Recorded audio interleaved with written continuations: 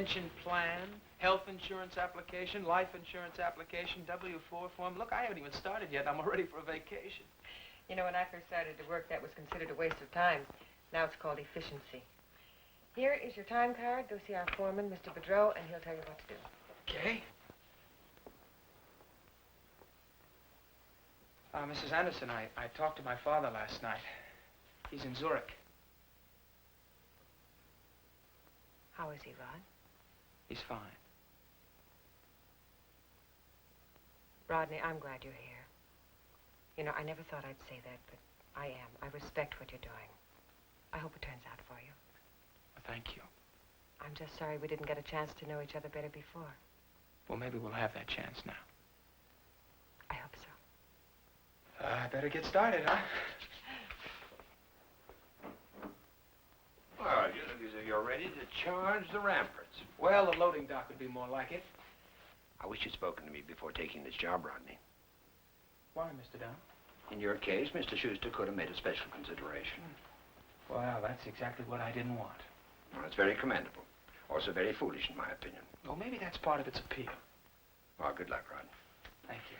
If you change your mind or need anything, you know where my office is. Yes, sir. Well, do you have any last-minute advice for me? Walk softly and carry a big bottle of rubbing alcohol. I'll get some at lunch. This comes free. Knowing your history is one thing. It's another to relive it.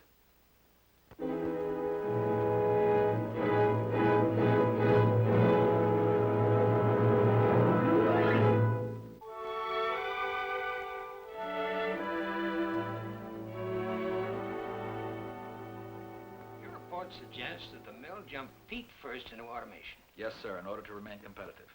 But we're not only talking about the mill, we're talking about the town. An entire town that depends, in one way or another, upon the mill operating at near capacity. I'm asking you to consider what you're doing to this town. I have.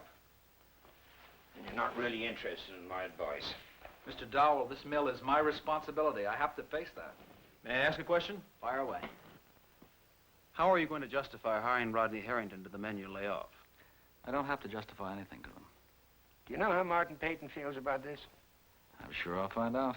Do you, Steve? I wouldn't want to interpret Mr. Peyton. Oh, don't be so diplomatic, do you, or don't you? I feel I'd be betraying a confidence. All right. No, I don't see how a businessman like Martin Peyton can fail to agree with me. It's been rumored he's also a human being. Another question, Mr. Schuster. What if Martin Peyton doesn't buy your suggestions? Would you reconsider your position? What you're asking me politely is whether I'd be prepared to eat crow? I guess so, sir.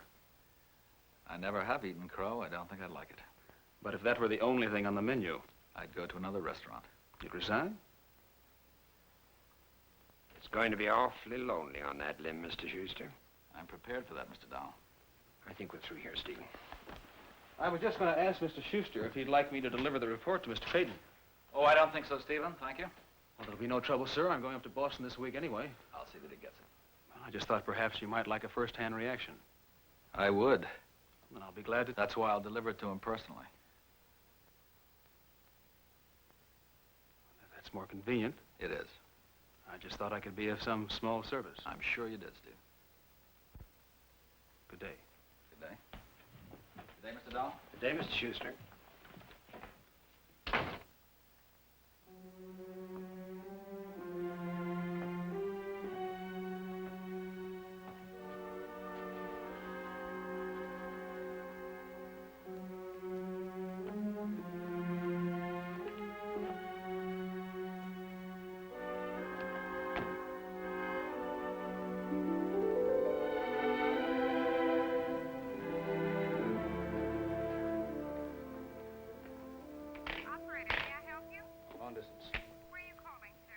Boston. Number, please. Hubbard 24470. Person to person? Anyone. Thank you.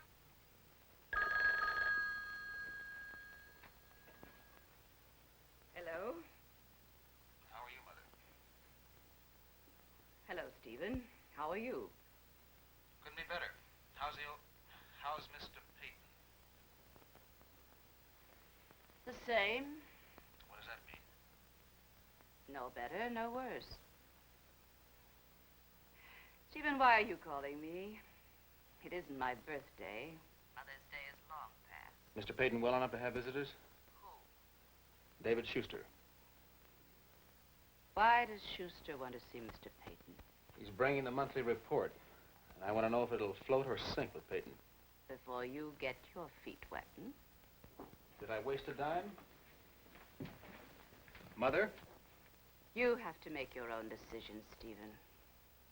I'd hoped I'd taught you that. And more, Mother. Much more.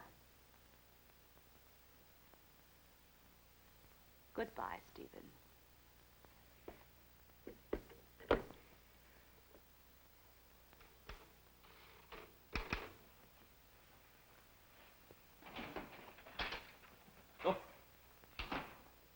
Have you ever tried to justify the fire department to 3 angry families whose homes have been burned to the ground?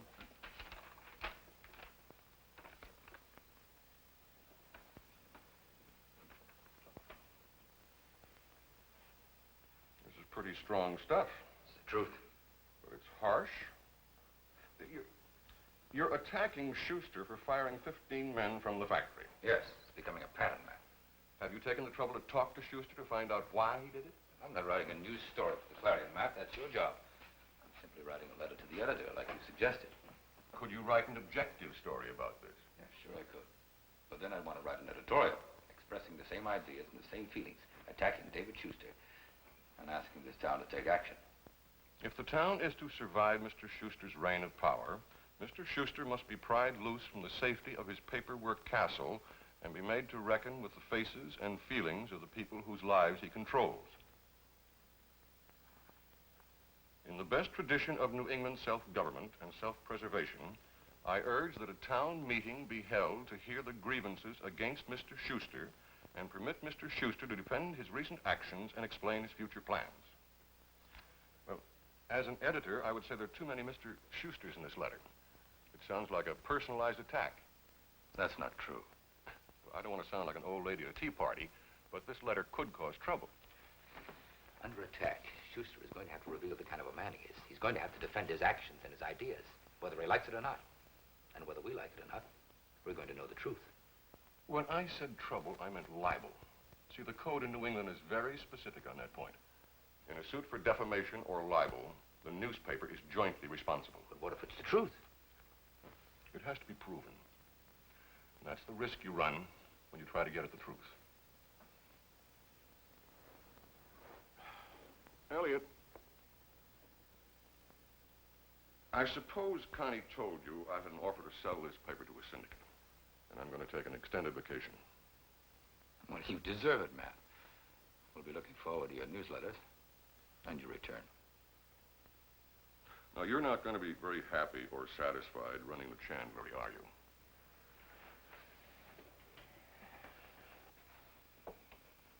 No.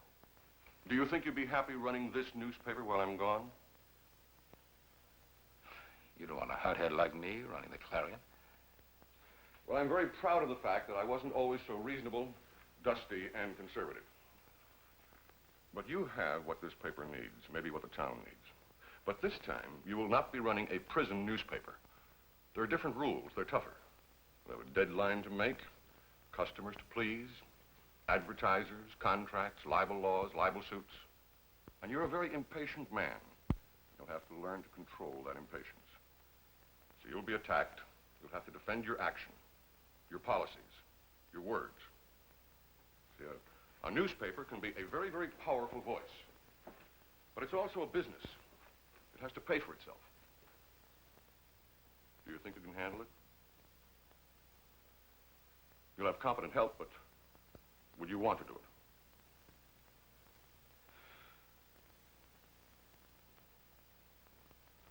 Well, I could only do it. I could only consider doing it on one basis. I'd have to be the boss. I'd expect you to be your own man. I only demand one thing. You mail me copies of the paper. All right. Well, I'll think it over very carefully. Is it all right if I give you my answer tomorrow?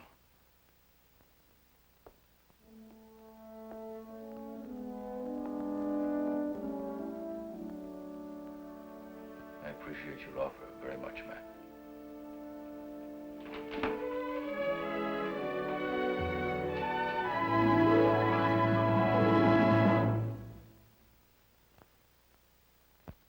Preview from the continuing story of Peyton Place. Thank you for the gesture. What's the matter? I'll tell you what's the matter. If I sign that agreement, I'll be working for the Kenneth Markham Foundation. What do you hope to get out of backing me? Good scrap, maybe? In a town like Peyton Place, they can be few and far between. If there has been trouble with Joe Turner, Who said that? I don't mean to interfere, but I do think I could help you. Mrs. Carson, you can't help me.